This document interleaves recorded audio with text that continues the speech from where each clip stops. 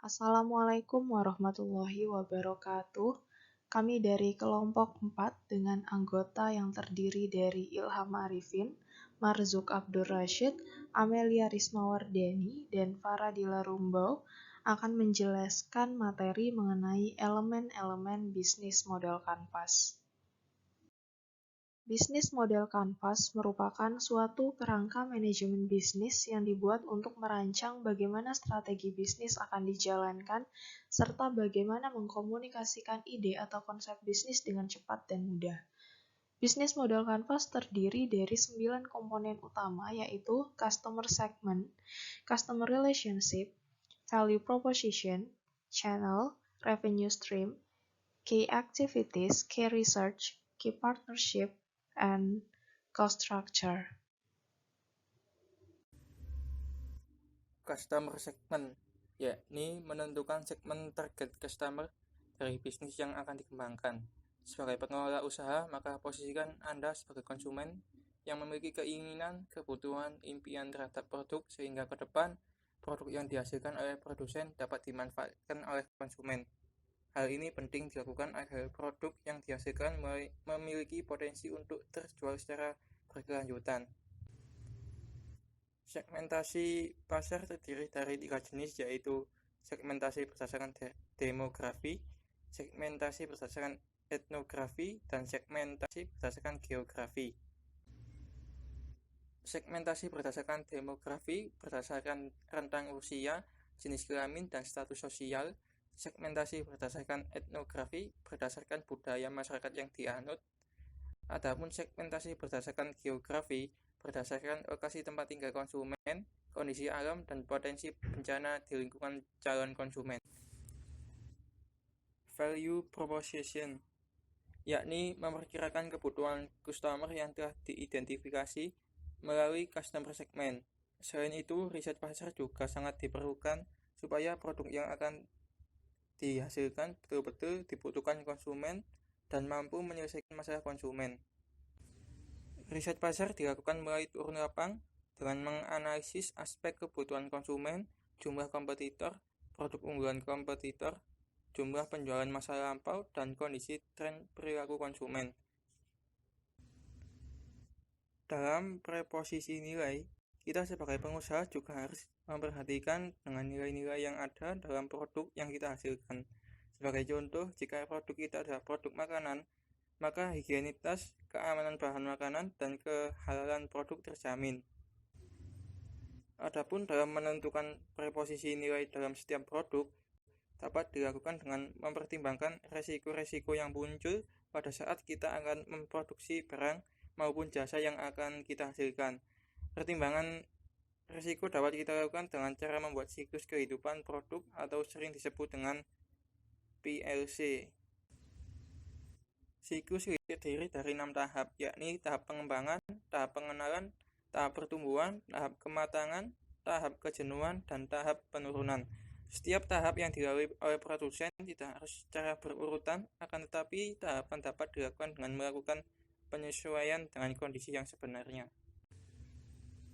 Customer relationship atau hubungan dengan pelanggan, yakni hubungan antara perusahaan dengan pelanggan.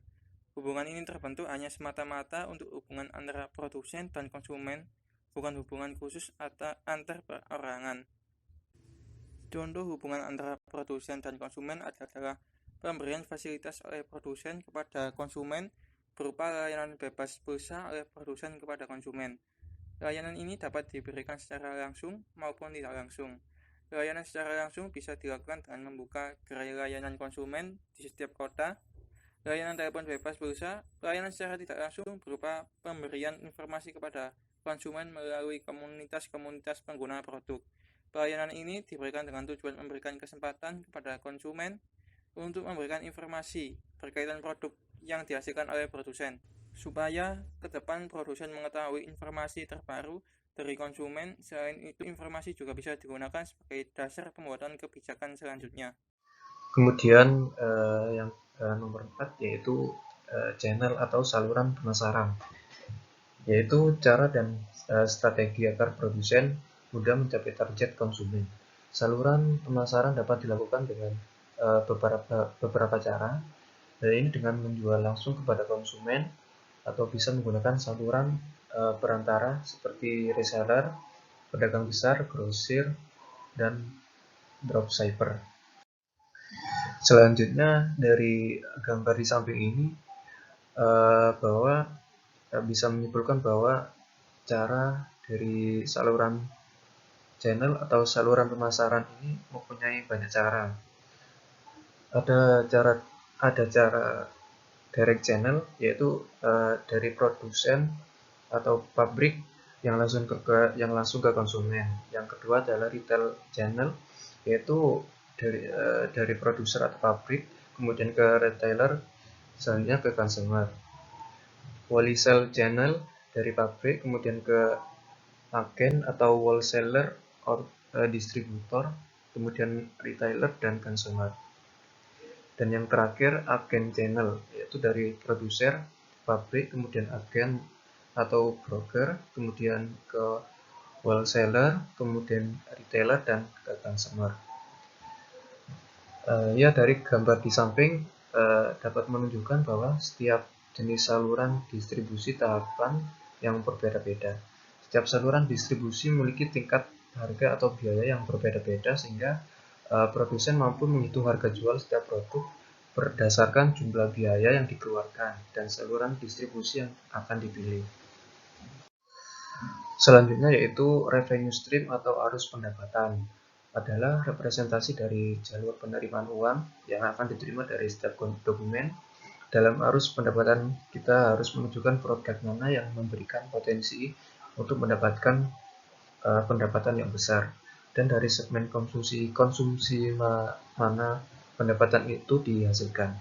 Untuk manfaatnya dari revenue stream ini, yang pertama kita akan lebih mudah menentukan produk mana yang menghasilkan potensi pendapatan tinggi dan konsumen yang perlu kita tingkatkan pemberian fasilitasnya berupa layanan kepada mereka. Dan yang kedua, memberikan informasi secara detail, informasi konsumen dan produk yang dibeli, harga jual, dan potensi pendapatan yang kita terima dalam bentuk laporan sajian secara periodik dan informatif, sehingga sebagai produsen kita memiliki data terbaru mengenai produk dan konsumen kita. Selanjutnya yaitu key resource. Key resource atau sumber utama, yakni sumber daya utama yang memberikan informasi tentang aset utama perusahaan yang diperlukan dalam menyusun model bisnis kerja. Setiap model bisnis kerja atau sering disebut sebagai kegiatan operasional pasti memerlukan sumber daya. Sumber daya tersebut harus kita identifikasi secara rinci dengan menyertakan jumlah atau kuantitas serta kualitas sumber daya yang ada. Contoh sumber daya yang dimiliki perusahaan adalah sumber daya manusia, sumber daya bahan baku, sumber daya alam, sumber daya keuangan atau sumber pembiayaan, dan sumber daya berupa aset tetap perusahaan. Sumber daya yang dimiliki oleh produsen akan memungkinkan perusahaan untuk membuat dan melebihi proporsi nilai target pasar, memelihara hubungan dengan konsumen yang baik. Selanjutnya yaitu key aktivitas. Key aktivitas atau aktivitas utama, yakni kegiatan yang menjelaskan hal-hal penting dan utama yang ada dalam perusahaan. Aktivitas ini dapat disusun melalui visi misi serta tujuan perusahaan yang didirikan. Maka dari itu, kita harus menentukan tujuan perusahaan terlebih dahulu. Selanjutnya, kita susun aktivitas-aktivitas guna mencapai tujuan perusahaan didirikan. Aktivitas-aktivitas harus didata secara lengkap dan informatif agar pengguna informasi, yakni karyawan, lebih mudah dalam memahami kegiatan apa yang akan dilaksanakan ke depan. Aktivitas-aktivitas utama disesuaikan dengan jenis perusahaan dan tujuan perusahaan. Jadi, setiap perusahaan akan memiliki aktivitas yang berbeda-beda. Contoh aktivitas utama dalam perusahaan, sebagai contoh, aktivitas utama dalam perusahaan manufaktur adalah pembuatan bahan baku, tata cara pengolahan bahan baku, proses produksi, packaging, kegiatan pemasaran, kegiatan penjualan, dan kegiatan pemberian fasilitas kepada konsumen, adanya penjualan atau purna jual. Komponen ke-8 dari bisnis model Canvas adalah key partner. Key partner atau mitra utama, yakni jaringan pemasok dan mitra yang dapat memperlancar suatu usaha.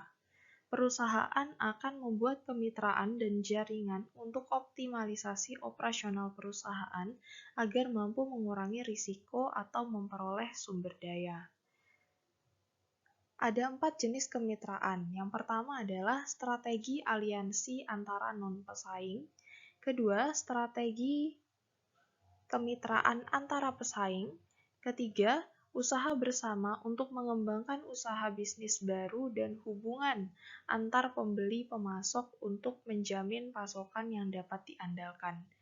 Jadi setiap jenis kemitraan memiliki mitra yang berbeda-beda. Contohnya, strategi kemitraan non-pesaing. Maka mitra yang tepat adalah pemasok bahan baku, reseller, pedagang, dan perusahaan hosting serta grosiran. Untuk strategi kemitraan dengan pesaing, contohnya adalah setiap pemilik usaha sejenis atau kompetitor yang memiliki aliansi untuk mempermudah aliran informasi terkait produk sejenis. Komponen terakhir yakni cost structure atau struktur biaya. Struktur biaya ini merupakan struktur yang menggambarkan semua biaya yang dikeluarkan dalam pengoperasian model bisnis yang dipilih. Jadi pada bagian ini akan menjelaskan mengenai biaya-biaya yang mungkin dikeluarkan dalam proses bisnis, yakni input dan output. Biaya-biaya yang dikeluarkan ini mampu menghasilkan value proposition yang ditujukan kepada customer segment sehingga mendapatkan revenue stream. Jadi biaya-biaya tersebut harus diidentifikasi secara jelas dan dikelompokkan.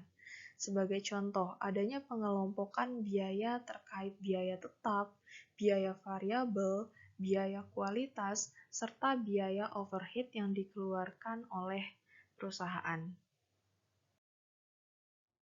Komponen-komponen di atas merupakan komponen bisnis model kanvas yang harus dibuat untuk tujuan menggambarkan usaha atau bisnis yang akan dijalankan.